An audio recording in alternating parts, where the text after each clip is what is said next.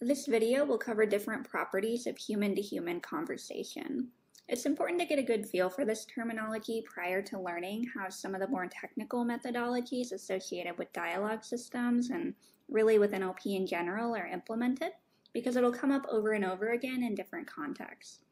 So I'll cover a lot of properties in the next few minutes, and I've tried to match them with examples in the context of a conversation, so that it's easier to see what they look like in the real world.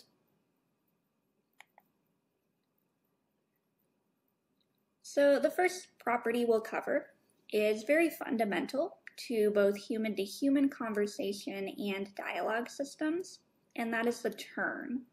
So a turn is an individual contribution to a dialogue. So it might be in the form of a sentence, a single word, a phrase, or even multiple sentences.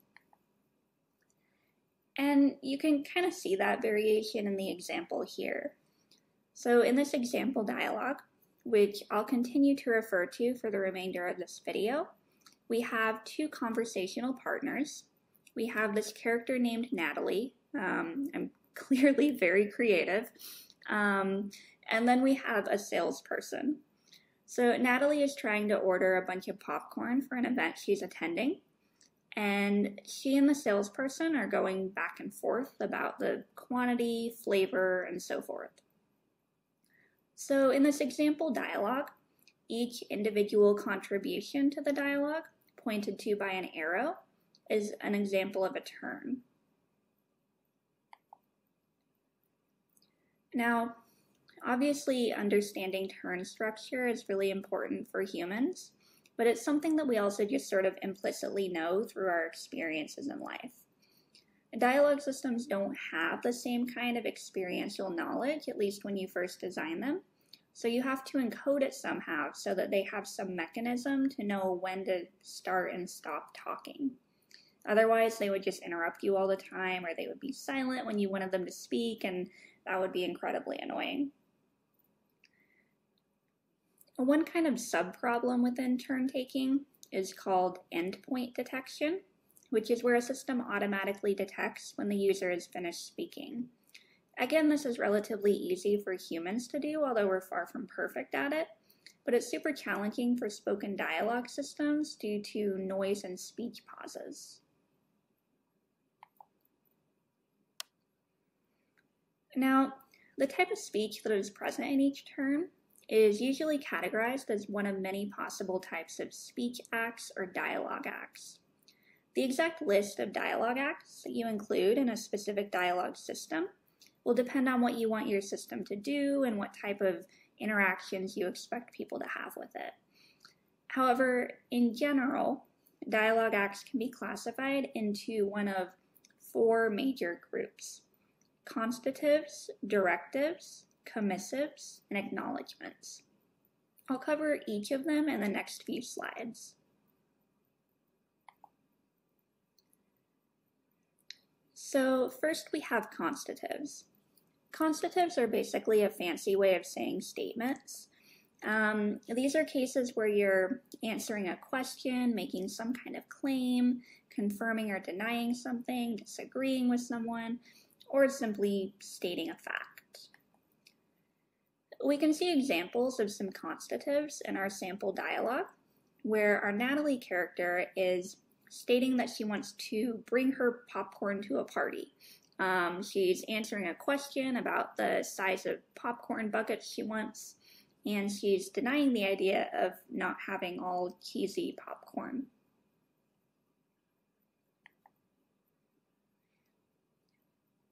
Next up, we have a more forceful category of dialogue acts, and these are directives. A directive is an act in which you try to get your conversational partner to do something.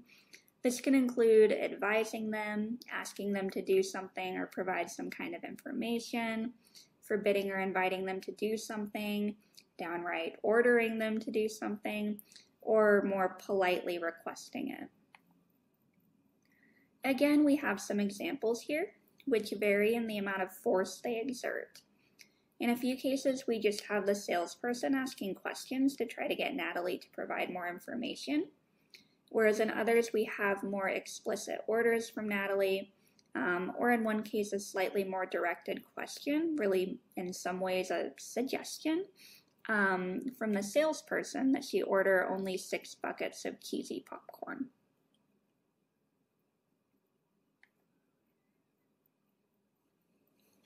And next we have commissives, which are where commitments are made. Basically, these types of speech acts promise some sort of future action. This could be done through an explicit promise, or by making plans, vowing to do something, betting on something, or through explicit opposition. We have an example of a commissive in the very last turn in this dialogue, where the salesperson promises to have the popcorn order ready by Friday.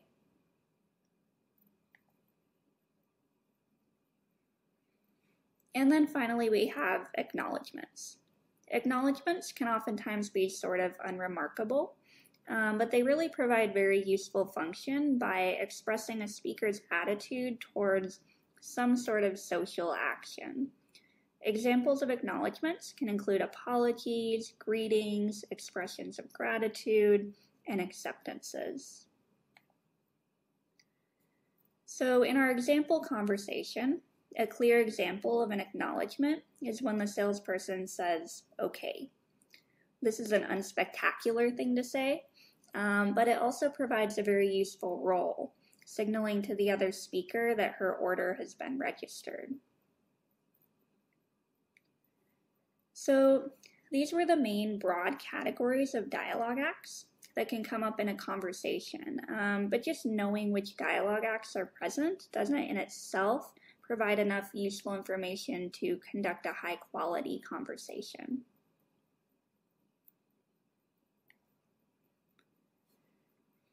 Another very useful property of human conversation is grounding. Grounding is kind of an overloaded term in natural language processing, so you might hear it used in another way at some point later on. But in the context of human-to-human dialogue, grounding refers to establishing common ground between the various parties in the conversation. This is usually done by saying okay at the beginning of a turn, repeating parts of what the other speaker said, or using other implicit signals of understanding, like beginning your turn with and. Conversational grounding is something that we as humans do so well that we usually don't even think about it or actively try to do it. But it's something that needs to be purposely encoded in dialogue systems. Otherwise, the system's dialogue ends up sounding really unnatural and in some ways kind of unnerving. You can kind of see that if you consider an alternate form of this dialogue where all of the grounding terms are gone.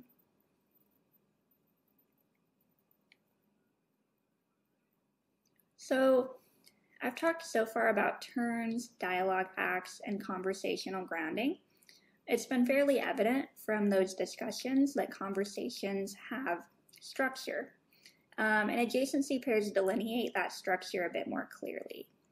An adjacency pair is basically a pair of terms where the first is setting up an expectation for an answer, for example, by asking a question, and the second is providing the expected answer.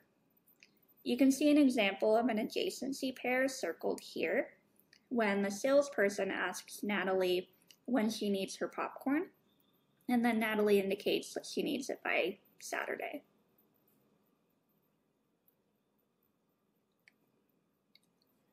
Now, the sort of tricky follow-up to that is that two dialogue acts in an adjacency pair don't always immediately follow one another.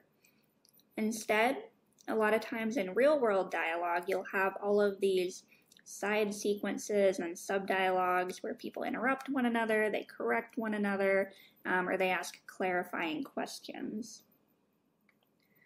We see an example of that circled here, where the salesperson is talking and then Natalie interrupts them, and then the salesperson says okay, and then Natalie corrects her earlier statement. Sequences like this can be so challenging for dialogue systems because they have to recognize that there's some sort of blip in the expected path, so to speak, of the conversation, and effectively backtrack. One thing that you'll also see sometimes with dialogue systems are pre-sequences, where a conversational partner will inquire about a system's capabilities before initiating an adjacency pair. For example, they'll ask something like, "Can I order popcorn from you?" And if the dialogue system says yes, then they'll be like, "Can I order 5 buckets of popcorn?"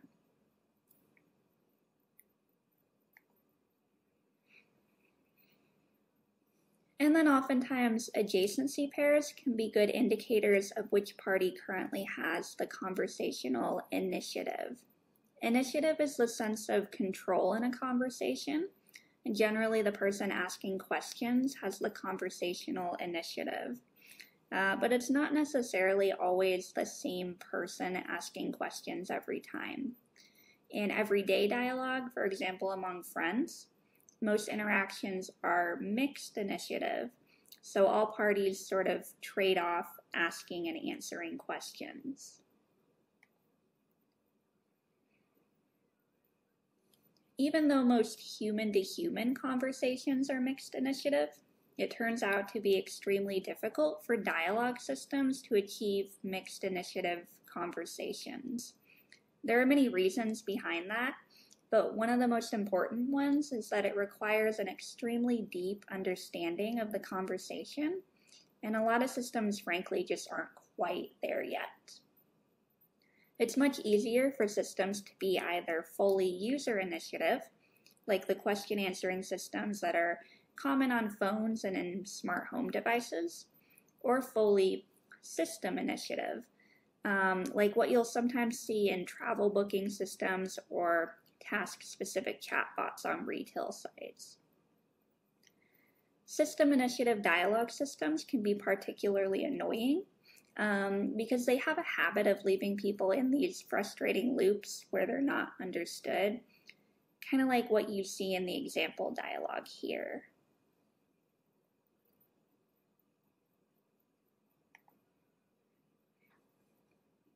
The final properties of human-to-human conversation that I'll cover are inference and implicature. Inference is when you sort of read between the lines, so you're making conclusions based on information that isn't explicitly present in an utterance. It's also a whole challenging topic within natural language processing. Implicature is the sort of reverse act of implying meaning beyond what is directly communicated. In the example dialogue, our Natalie character implies that she needs the popcorn by Saturday, but never directly states it, and then the salesperson reads between the lines and infers that she'll want to pick it up on Friday.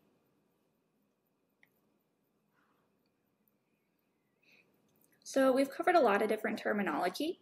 We've talked about turns and the corresponding art of turn-taking. We've talked about speech acts or dialogue acts and conversational grounding. We've talked about adjacency pairs and conversational initiative. And finally, we've talked about inference and implicature. These are all things that we do naturally in everyday conversation, but that are really difficult to implement in dialogue systems. We'll talk about how to do that to some degree in the remainder of this module, and to a larger extent for the rest of the semester.